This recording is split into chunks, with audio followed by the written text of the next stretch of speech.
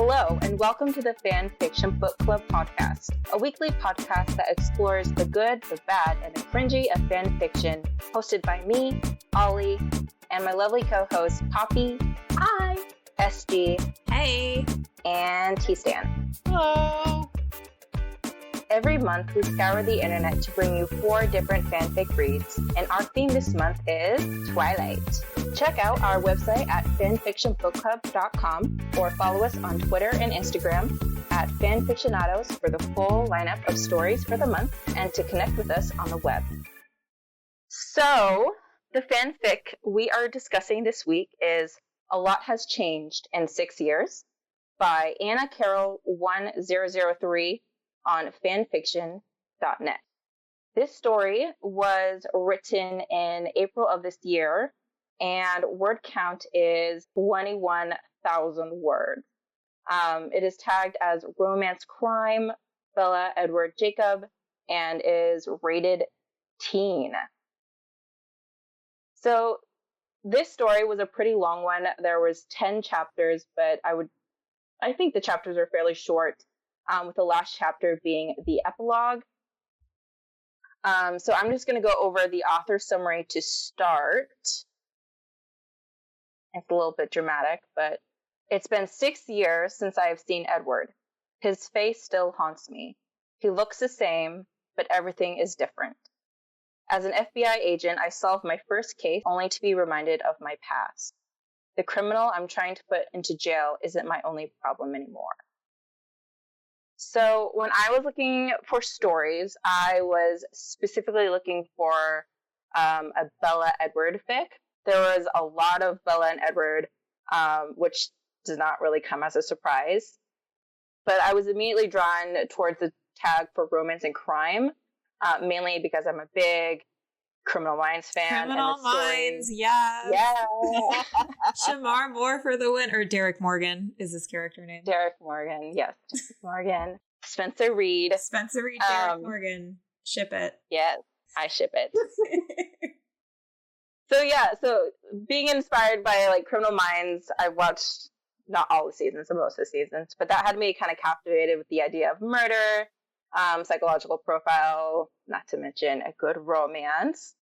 So before I go into detail and hash out all 10 chapters of this story, do any of my co-hosts have any commentary to make?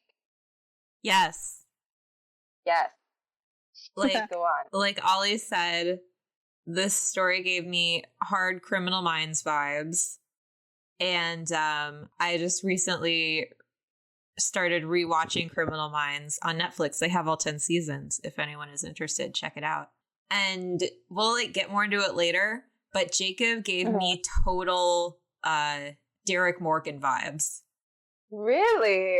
Yes. And for the whole story, I just imagined him not even looking anything like the Jacob described in the Twilight books or anything. It was just it was Shamar Moore. Shamar Moore was for Jacob. And it made the story much better. I wish I had thought of that instead of having Jacob's little baby face in my head. I know. I was just imagining Shamar Moore doing his baby girl thing that he does with Garcia. And I'm like, oh my gosh, Shamar Moore, talk to me like that. But, and Poppy and Tstan are like, who the hell is that? Look him up. He's handsome. Okay. Gorgeous. Google him. I want live reactions.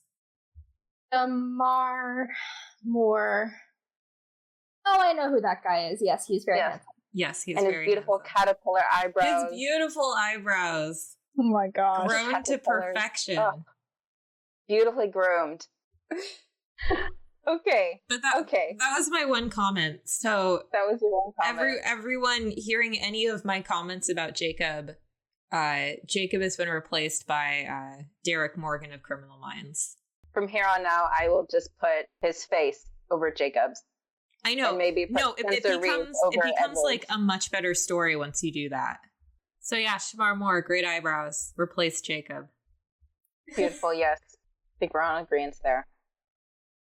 So let's get into things. So this story is in Bella's point of view. Bella is FBI as well as Jacob. They both went to Quantico together and are currently at the Seattle FBI. Jacob and Bella in the story are very close, like in the books. Jacob is still in love with her, and Bella just kind of ignores it because she wants to stay close friends with him, as close as possible without going beyond friendship. And so as the story begins, Bella is making an arrest, or she has already arrested a serial killer she has been hunting for quite some time. She had been investigating these string of murders and had become very involved because Bella's friend from high school, Angela, had been one of the victims. So Bella goes to the Wicker's trial, which is the serial killer's nickname, which disappointingly the author does not give any indication whatsoever of why he's called the Wicker, or maybe that's his last name. Ollie. Yes. I think his name is like John Wicker or something. But Wicker is his last name. His name is John Wicker. It's like really basic. Did it say that? I did not see them giving him a name. I think the other guy's first name is like Jeff, so I don't think they were going major on the NPCs. Oh, what I'm thinking of is John Wick, like the Keanu Reeves movie. Oh God, his name was it was John Wicker or Jeff Wicker. It was like J something Wicker. Wow. Fun fact. Well. So she goes to the trial for this Wicker guy, and is very shocked to find out that his defense attorney is none other than Edward Cullen. Beep beep beep beep. So Bella's super shocked and very upset at this discovery that her ex is this hotshot lawyer who will ultimately win the trial from what apparently she thinks would be due to his good looks and charm. So she leaves the trial and Edward follows her. I can't remember if it was before or after the trial had started that this all happens. But we're pretty quick to find out that Bella has severe trauma regarding Edward and his abandonment 6 years ago when he left her in the woods and told her that he didn't love her. Way later in the story, the second to last chapter, we find out that Bella had almost completely dissociated herself from reality and had hallucinations of Edward and was living this lovelorn zombie state. But then one day she had enough. She sought help, went to college for law and psychology, went to Quantico and got a job in the FBI. I think Bella was trying to get some control of her life. And the best way to do that was to become a totally different person and to change not just her personality and general characteristics, but to change her name to Isabella and not Bella that Edward had used to call her. So the story goes on, and Bella tries to convince Edward that Wicker is the serial killer and he had killed Angela and these other women. And Edward apparently got no vibe from the man that he was a killer, but eventually comes to believe her after Wicker comes to Bella's apartment and stabs her. And from there, Edward is on her side, despite Jacob being completely against it. Okay. I need to stop you for a minute. Can we go into a little more detail about how the whole Wicker stabbing of Bella went down? Also, I would like to point out, I found his full name is Jerry Wicker, not John. Hey, it's okay, Jerry.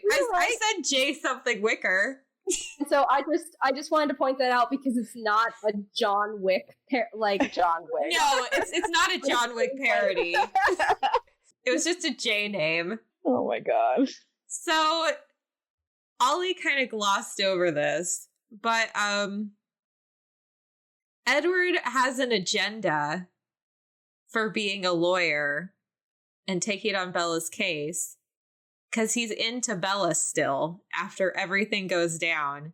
And he comes after all these years, he comes at her hard and tries to get her to go get coffee with him. And then she gets coffee with him and he wants to like ask her about how she feels about him and what she's been up to. And she's like, ugh, I don't want to talk about it with you. And then she gets up to leave. And then somehow he convinces her that he should follow her to her apartment to get something. I don't remember what. And then to look at was it grabbing an evidence file or something? Yeah, because Edward doesn't believe that Jerry Wicker is guilty for killing people. And so Bella's like, I will show you all the evidence I have. Give me 5 minutes to show you all of the evidence I have against this guy, and then you can have 5 minutes to ask me any question you want. Right. Yeah, that's what happens. And so she has Edward wait outside her apartment. She goes up to her apartment. I don't know if Ollie clarified this already, but Edward's still a vampire. He's not like magically human. So he still has his super hearing, his super smell, his ability to read minds, his super strength, etc. She goes up to her apartment. I guess he doesn't care enough to consider the fact that there's someone in her apartment. She gets stabbed.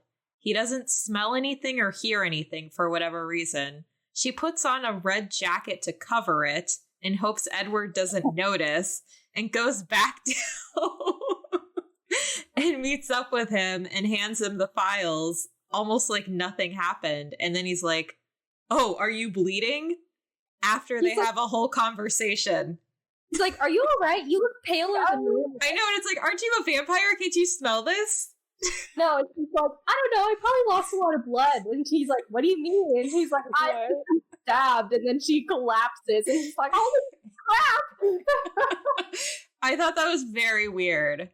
And then also in court cases, doesn't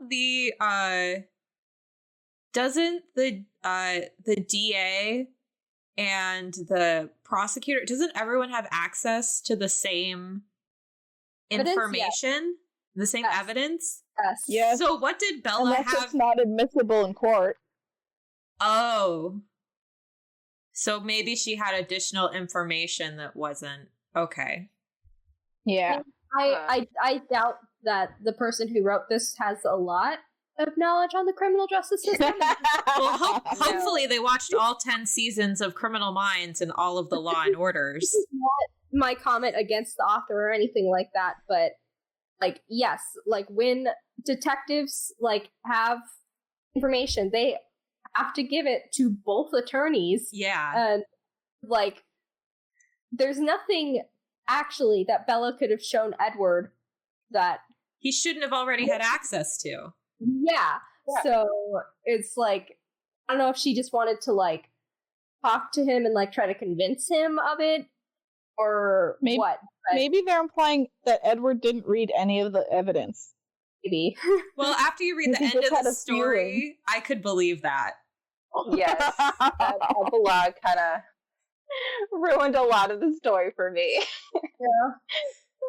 Oh, Edward. Sorry, I just wanted to call attention to that because I thought it was kind of ridiculous.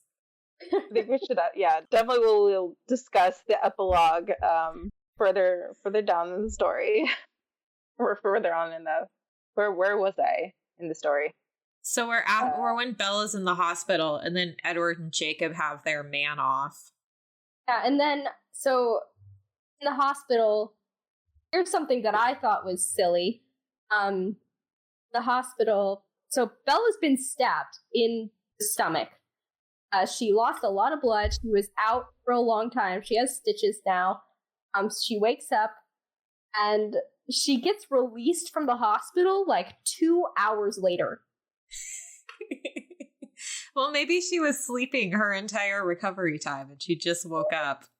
That's not how hospitals work. Like, you can't just leave 2 hours after waking up from major abdominal surgery. Like, they gotta keep you for a while. Well, I mean, this is Seattle. Seattle has I the know, most that's why I advanced work medical in Seattle. technology in the United States.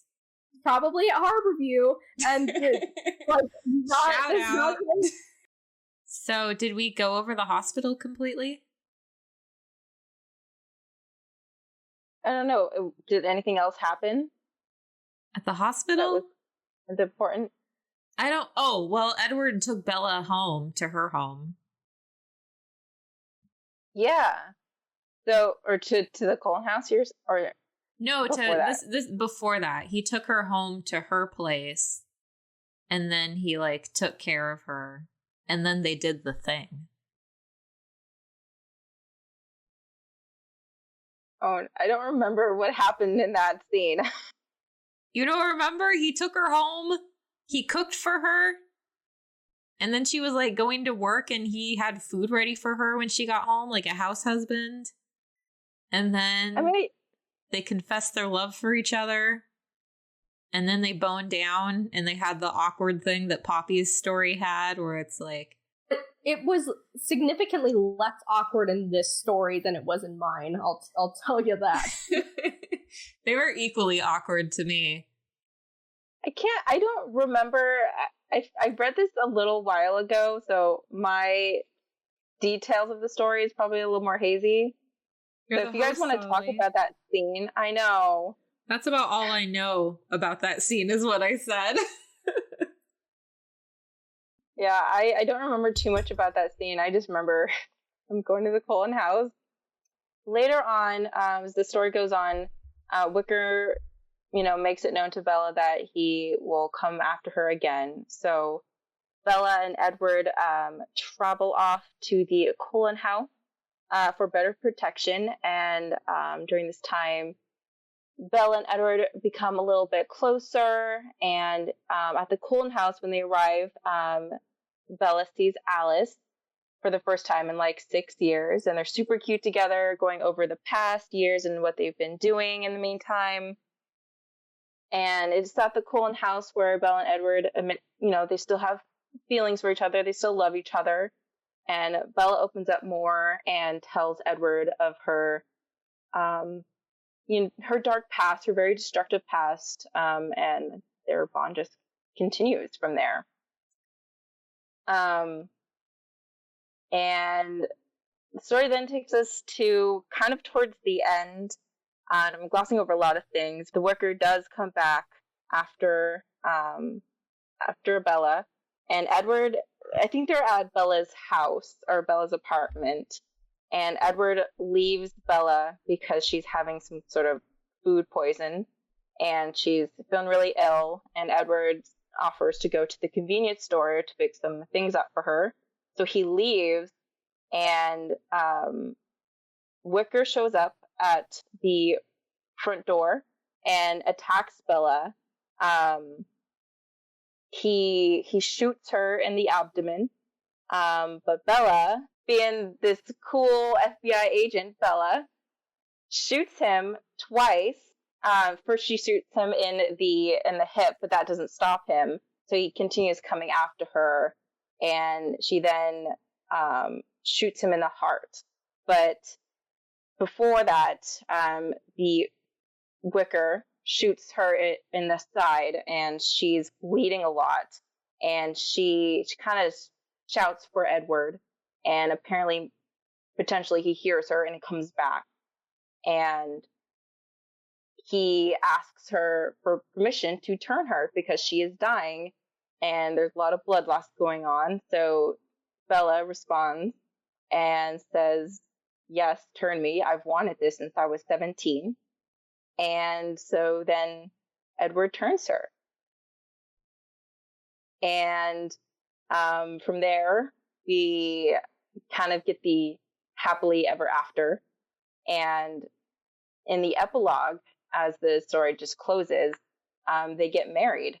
And it's in the epilogue that Edward admits something, that he had researched her and knew that she was an FBI agent and had taken the Wicker as a what would you call him? The client? Suspect? As a client, and had only taken that position as his defense attorney was to get to know Bella more, or to get to see her, or have an excuse to see her again. And she's apparently very cool with this, which was surprising. She's like, oh, okay, that's fine. Which I feel like in the beginning, if she had learned this, she'd be very upset. But in the end, everything's very happy and all butterflies. And she's like, okay, that's great. Well, I mean, she's stuck with him forever now. They're Well, vampires. she is stuck with him forever. She's got to accept it. But I would think she'd be upset. Like, the beginning, she 100% would have been upset, but by the end, they're married, and she's like, well, I would have still been super depressed if you hadn't done that, so thanks, I guess. Yeah. So one thing about the last scene where she kills Jerry Wicker, as we discussed, Edward's a vampire. How... And this guy was his client, so he knows, like, what he smells like. Because he's a vampire. I didn't even think about that. Why didn't he smell this guy coming? Yeah. If he's close enough where he can run surveillance on who's coming and going in the house. I mean, like, unless how far away is the convenience store that he was going to, you know? But... I know, but Edward coming out, he should have, like, picked up this guy's scent. Like, oh, snap, it's that guy. Mind reading. Yeah, and mind reading, like, reading the intentions. He was in Bella's house. Yeah. He wasn't in her house the whole time. No, I mean, when she first got stabbed, he was in the house. I mean, Edward was at the front door. He was in, like, the parking garage. Yeah, Edward was in the parking garage that time, and he didn't know exactly which unit Bella lived in, so I can understand him not catching that he was there, but you'd think he'd smell him or something. I don't know. That's fair. The way I read it, it sounded to me like he was literally at the front door, and I'm like, are you kidding me? So in this story, Jacob never became a werewolf because the Colons left before all the werewolves started shifting. Is that kind of the idea of why Jacob doesn't have werewolf powers? That is true. It was never explained in the story, but it was explained in the author's notes. Oh, I didn't even read the author's notes for this one. Oh, okay. So author's notes for everybody. Hey guys, just want to let you know this is one of my first times writing a fanfic, so I'm getting the hang of things. You guys should know that Jacob is not a werewolf in this reality. The Cullen's absence was soon enough that Jacob never transformed. Okay, so that was my thing. I don't know. I felt like Edward could have been... I like that the author acknowledged that Edward's a vampire, but I feel like Edward could have been more vampy. Not like vampy as in goth, but more. I mean, what got me was, like, what happened to the Edward that didn't want... Like, I mean, he wanted to have sex with Bella, but he didn't want to hurt her. Where did that go? You know? They just, like, they got together and they just did it on the floor, and she's got this major abdominal wound, and he just doesn't care, like, I guess. Maybe the stab wound wasn't as bad as we think it is. Like, the stitches, like, she got so upset that she's, like, literally blacked out for an hour in the story. But, I mean, it could have been just mainly blood loss, and it wasn't like, you know, anything vital was damaged. You know, because, I mean, you get stitches when you cut your hand open. No, I mean, after she gets back from the hospital, when Edward's taking care of her, they, like, fight, and then she blacks out from her wound, and he has to he was about to leave, and then he has to stay to take care of her. I don't remember that. I thought it was just Edward coddling her and treating her like she was a baby. I agree. I agree with you that he wasn't very vampire-y. I'm not going to say vampy, that's dumb. Was very vampy. But, like, yeah, I mean, you expect a certain level of vampirism.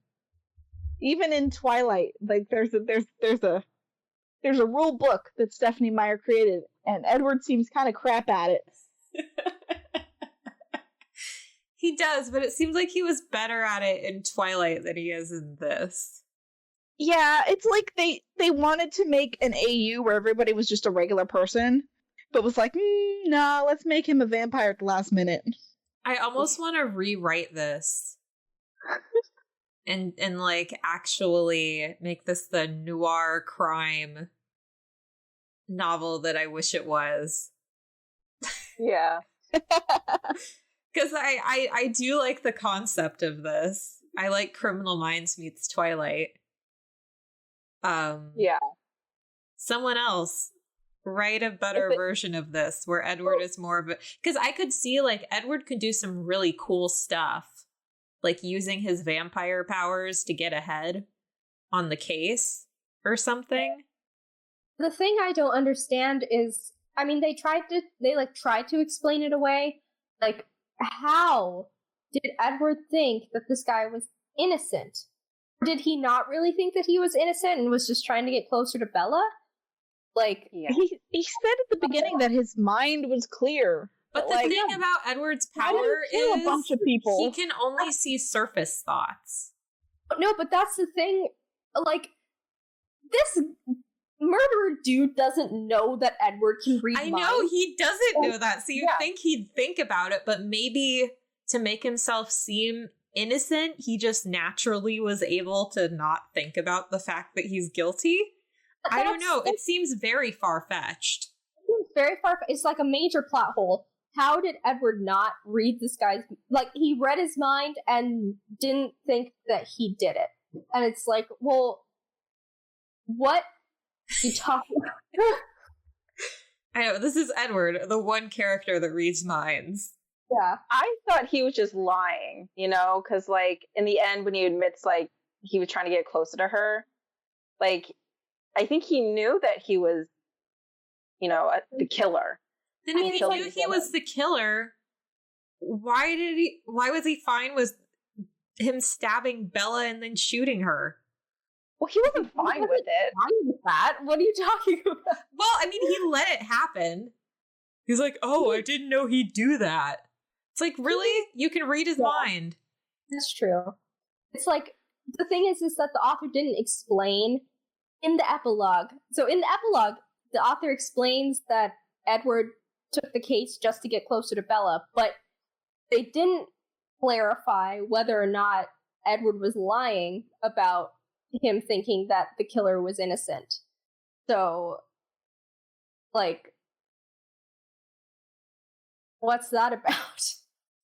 I feel like this would have been a better story if, like, Edward knew the guy was guilty, but he wanted Bella that bad. That would have been a more compelling character. Yeah, that he let this guy do this stuff. And that he, like, antagonized Bella partially through the investigation to kind of establish some sort of rapport. Because he caved really quickly after taking on the case. Like, the minute she walks into the courtroom and leaves, he's like, sorry, man, I know you're my client, but I gotta go deal with something. Well, okay, so that's another thing, that this is more of a writing thing, but things happened so fast in this fanfic. Yes. Like, with that scene, I think that it was Bella, because Bella said, oh no, I have to be here for an hour, let me leave. But it didn't actually say that she left. So it's like, until suddenly Edward's talking to her. So it's like, well, did she wait that hour for her to, like, muster it out in the courtroom? Or did she just leave and Edward followed her? Let her have her panic attack. Yeah, let me have my panic attack in peace. Well, that brings a good point of, like, discussing Bella's character change of, like, kind of dropping the Bella and being as Isabella, and, like, pretty much she's a totally different person of when Edward met her. Yeah. That's true. Yeah, I thought that was... Yeah, she totally became a totally different person, and I thought it was kind of stupid that she kept trying to correct Edward, be like, my name's not Bella, it's Isabella. Yeah. and like Jacob was super like down, I guess. I mean, I would think Jacob of all people would not encourage this like reckless behavior of hers. Yeah. But yeah, he hears he hears Edward call Bella Bella, and he's like, why does Edward get to call you Bella and no one else gets to call you Bella anymore? And she's like, old habits die hard, and that's the only explanation. But so she starts going by she starts going by Isabella because she wants to get rid of any trace of Edward in her life. yeah. And Edward called her Bella, and so she's like, whatever, I'll start saying Isabella. Everyone has to call me Isabella now, so. So we kind of went over the characters. And we did go over briefly the setting for Seattle. So what about the writing? I think it was pretty well written. It had a pretty solid timeline of events going on. Like they didn't really skip around, and there wasn't too much inconsistency of like questioning what was happening. I think it went by very quick. Each chapter, there's like something was happening, and then in the next chapter, there was a different scene. But I think overall, it was a consistent timeline, and you clearly understood what was going on without the author doing too much explanation or describing what was going down. Yeah, like the author, like writing and like grammar and stuff was fine. I just think that he didn't go into detail very well, you know? It's like I said before, everything happened really fast. Like with when Wicker came to kill Bella the second time, it was like, Wicker's there! Bella has her gun! Wicker shoots her! Or Bella shoots Wicker, Wicker shoots Bella, and then Bella kills him, and then it's done. It's like 3 lines. And yeah. Boom, done. I'm like, whoa. That was really fast. But, yeah, I just think that the author could have gone into more detail about what was happening, and it would have been more. Yeah, I feel like a lot of like fan fiction stories, as soon as the author is nearing the end of the story, they wrap things up really quickly. Yeah. But I felt that throughout the whole thing. Just everything happened in like rapid succession, and yeah, I just think that it was like too fast. I don't know. I wasn't too impressed with the writing. It seemed like everything was really on the nose with the way it was written. Trying to like go back through and look at things, but yeah, I didn't get very much emotion from the writing, considering that Bella's kind of struggling with being strong around Edward and everything. The way that the author wrote, it was just very much like Poppy said, this happened, that. It was just hitting points to get the story moving. And I couldn't necessarily like latch on to anything on an emotional level. Did you guys get that sense? Yeah. Reading it, even just like on an emotional level? Definitely. Yeah. I skimmed, I'll be honest. Yeah, because I think like Bella's struggles didn't mean much to me reading this, because the way that her struggles are written seem very, I don't know, it just didn't seem like the way the author wrote it, there wasn't as much weight as I would expect to someone's inner psyche thinking about these things. Maybe in third person it would make more sense, but in first person, I feel like it should be more dramatic. Like, you'd even think when she was in that final showdown with Wicker, there would be like a sense of fear for her life or of regret for something, or a wish, like, I wish Edward and I could have been more, or something like that. Because a lot of things flash through your mind when you're... What? Oh, I was gonna say, so you would, if there was more like internal dialogue. Yeah, I just feel like for a story that was in first person, it felt like it was written in third person and replaced with I. Yeah. If that makes sense. I see that. Because I feel like when I'm reading a first person story, it should hit a little harder and be a little more personable. But I didn't get that vibe from this. Doesn't mean the writing was bad. It's not what I'd expect from a first person perspective. Yeah, I feel like they did a lot of like glossing over certain things where you wish you could kind of understand more of that character, or maybe it's just like character development. There was kind of lacking. I think it was lacking. Yeah. Like I said, I skimmed. I got through to like chapter 4 or 5, and I was like, do I want to finish this? I did. But there was just no investment. Nothing to get invested in, which is sad because it's a good premise. Yeah, I think it's a great premise. I think, like Poppy mentioned earlier with her panic attacks, if those like hit harder, I think that could be an interesting plot point, that she's like, I have to really try and function as an FBI agent, but I have these things that trigger me, and they're really keeping me from being successful in what I'm doing. But the way that the author wrote it, it seemed like a weird plot device that didn't really it didn't really cause any struggles.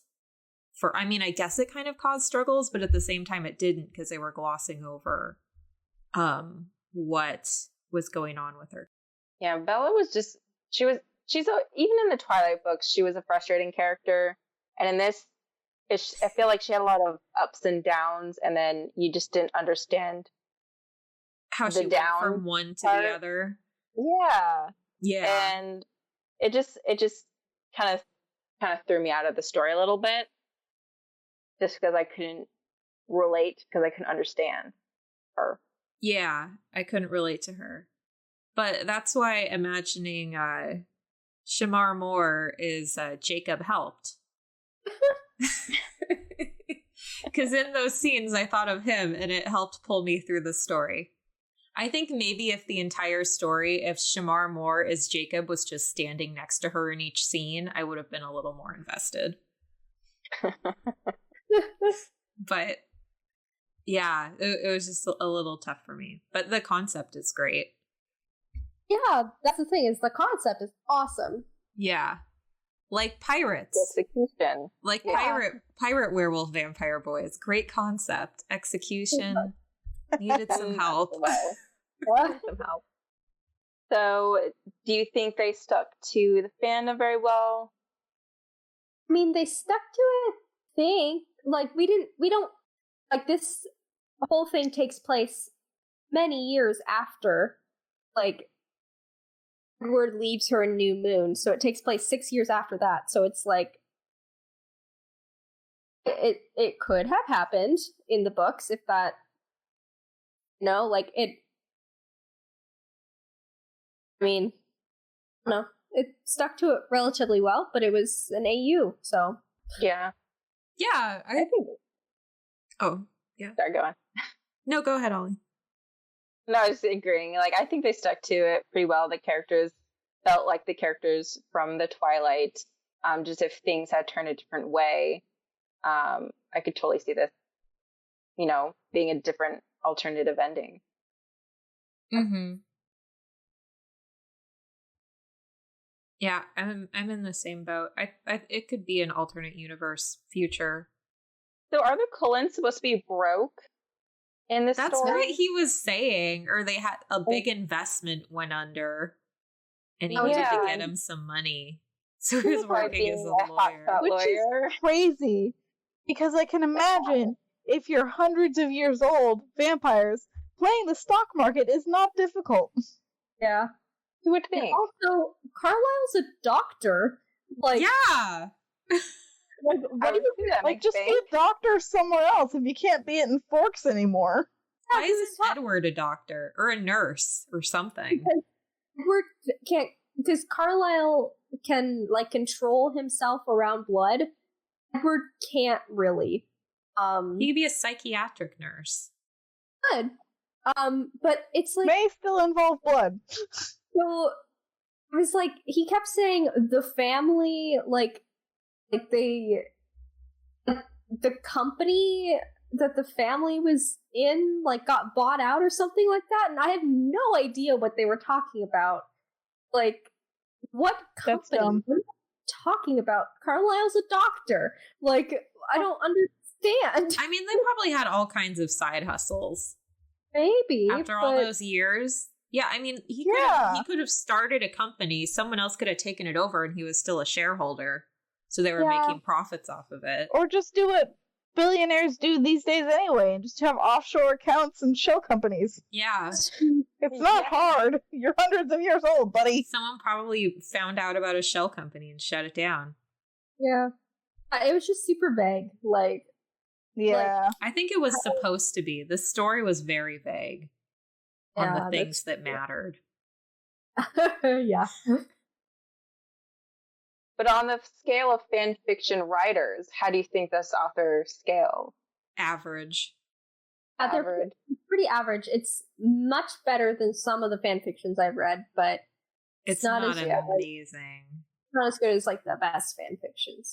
Yeah, I feel like the way Agreed. I grade like these fan fictions is like, well, it wasn't terrible, so it was good enough to read.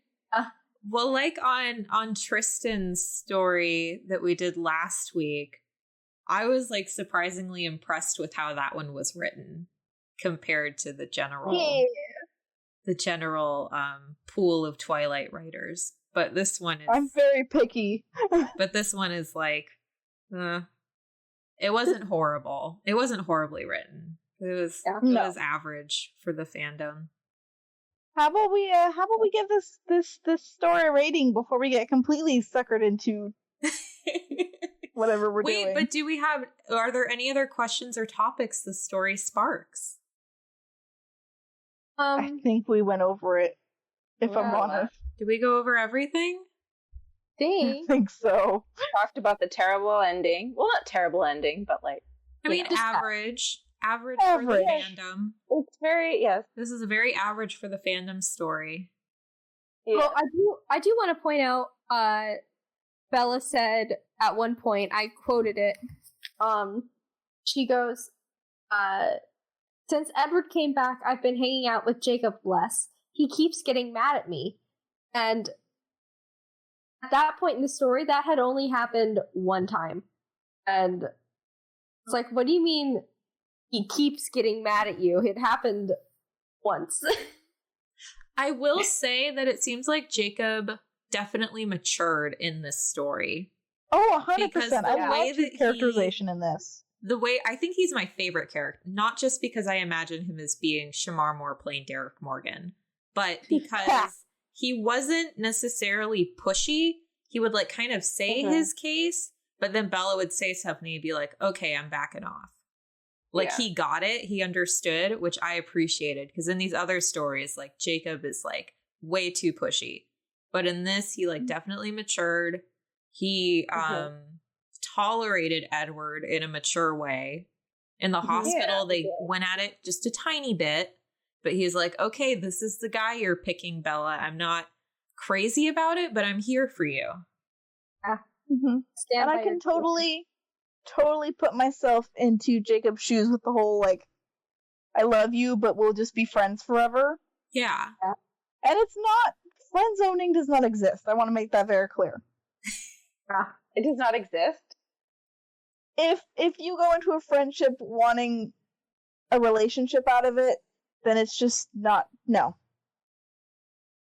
But if you, I don't know, I just, I've been in Jacob's shoes, and it's not easy, but it's one of the most fulfilling kind of relationships.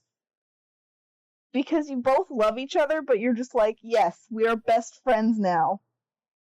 I mean, it shows you how much your love can grow and mature with somebody, independent of romance. And isn't that ultimately the kind of love that keeps married couples and stuff together? Like that human to human soulmate-ness. Like all of us, we love each other, and you guys are like my 3 soulmates. Platonic soulmates. Love you too, hon. You're all my platonic life partners. I know. I mean, like, that's almost like we talk about dying in a shag together, and it sounds really weird. Shags are senior living homes in the United States. Oh my god! Every time I see one of their vans go by, I giggle. Yeah, so like bad. we've joked about all like getting apartments in a shag next to each other. So like we're lifetime friends.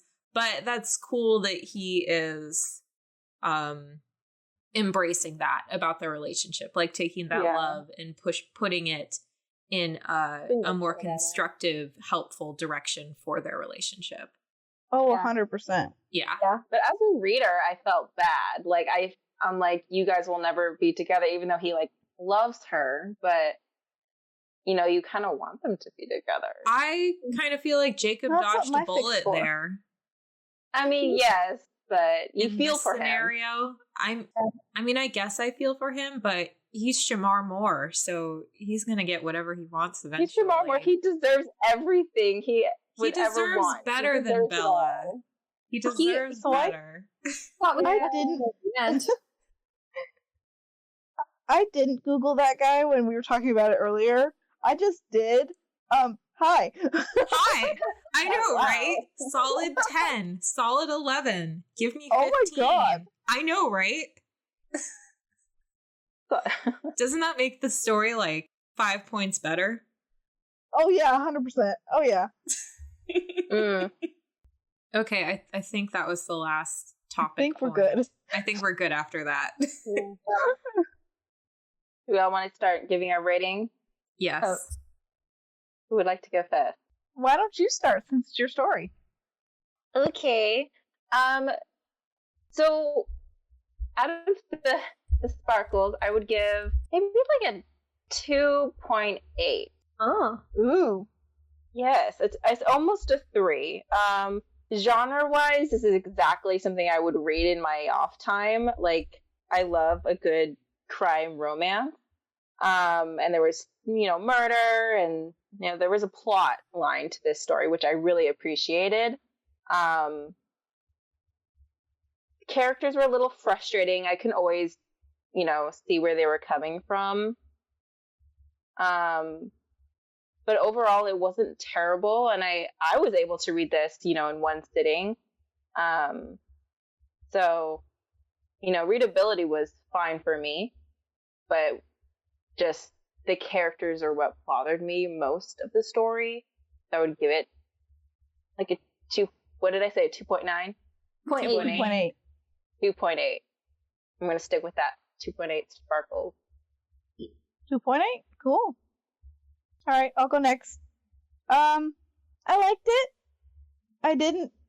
I skimmed. But I will give it a 2.5. It was good. It had a good premise. I really could have used more crime, more romance, and more Jacob, and it would have been like 5 out of 5. But as an Edward and Bella story, I have read so much worse. And like I said, the premise was good. It just needed a little bit more editing work, a little bit more fleshing out. But I think it was good. Right on. I also give it 2.5 sparkles out of 5. Yeah, like everyone else said, like it was really a good premise. But it just needed more detail, and the author just needed to slow down a little bit with how they wrote. Yeah. Yeah. I will give this story 2 sparkles. I like the premise. The characters were frustrating, and I just had a hard time connecting with it. But Jacob was great. And I'm like considering giving an extra 0.5 for Jacob, but I think the fact that he was Shamar Moore in my head is where that 0.5 is coming from. So I'll just stick with the 2. He is definitely skewing my score, though. Should we read some reviews? Yes. Oh, sure. Totally forgot about that. Yes, we should read reviews. Carolyn Wolf says, "Thank you for sharing your writing. I was happy to read about the Twilight characters in another setting where they still got their happy ever after. One suggestion, I would change Emmett's pronouncement to be husband and wife as opposed to the one in the story, which has a different feel." I think in the story they said man and wife? Did they say man and wife? What an interesting detail to fixate on. Yeah. It's like, okay. Of all the things in this story. Out of all of us. Okay, I've got one. Who actually completely agreed with us, which is nice to see, as not seeing it before we gave our ratings. Guilty Pleasure 82 commented, "Interesting premise. Love the Google joke. I'm finding it just the tiniest bit confusing to follow, though. Scenes keep jumping and I'm not sure what's happening." Thank you. And then Taylor says, "Who calls her Isabella?" I love the one up top with Daisy Grace. How could the codes be broke by bad investments? What about Alice? Wait, yeah, she can see the future. Maybe there was a werewolf investor that ruined it for him. I don't know. I think that was one of the things that Edward was lying about. Maybe the Cullens weren't really broke. I don't know. Oh, and then Guest said, "So the family ran low on money. Guess Alice will have to stop the waste." What? I don't know. I don't know what that means. I just want to point out, and I love it, that Mary123 is commenting on every chapter, and it's so sweet. Is she just saying really nice stuff? Yeah. Good job. Sometimes she's saying, "I don't understand." Here we go. Chapter 7. "I get what happened. I just don't understand in real life stuck in a memory. Oh well, this is fiction." But they are commenting on every chapter, and I think that's sweet. Oh. Sometimes you need a person who just says something. Yeah. As she said, or they said in chapter 4, "You write well. Just write your story. Don't give up on lack of reviews. Trust me, I read a lot. Good chapters for John." Oh. No. That's real nice. Everybody needs a cheerleader, and that's very sweet. Thanks, Mary123. Yeah. Yeah, I love how all these comments are just very supportive. Yeah. I always feel like there always has to be one troll, but I have not seen anyone really troll any of these stories. It's very supportive. I think that's one of the best things about publishing fanfic on this site or Archive of Our Own is that you just get this support. Yeah. And even if you get 1 or 2 comments, they're not bad. Okay. Now we gotta pick a new fan fiction. Well, we gotta say which story we liked best for the Twilight Gosh. series. My pick's easy. Yeah. Which one? I like Tristan's the best. Oh. Thank you. Yeah. I like mine the best. Wow, self-important much. Super not trying to do that, but I liked mine the best. No, I have to agree. I liked Poppy's the best. No, I agree too. Solely for Jasper. Of course. Yeah, it was super good. I mean, I read it more than once. It was a great pick. Yeah. Cool. Yay. Poppy. Yay! You won the Twilight, and you're the most knowledgeable about Twilight among all of us. Wish I had a little crown to put on your fandom. Discord icon. Little crown. Okay. Cool. All right. Cool. Shall we roll the dice? Yeah, I have the random number generator ready. I'm so excited. And All so, right, I'm scared. just so everyone knows, this is the last episode of this season before the holiday, but we will be starting back up again in February. And our pick for February is Oh god. Drum roll. what is number 20? Star Wars. Oh, we have Star Wars? Okay. A terrible pick. Star Wars is alright. I don't know anything about Star Wars, but Neither okay. do I. That'll be All an right. adventure. It's gonna be great. Oh my god.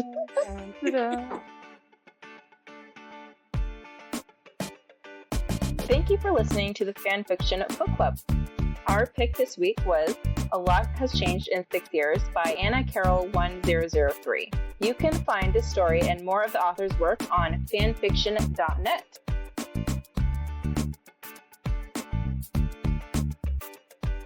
Theme song is Funkorama by Kevin MacLeod.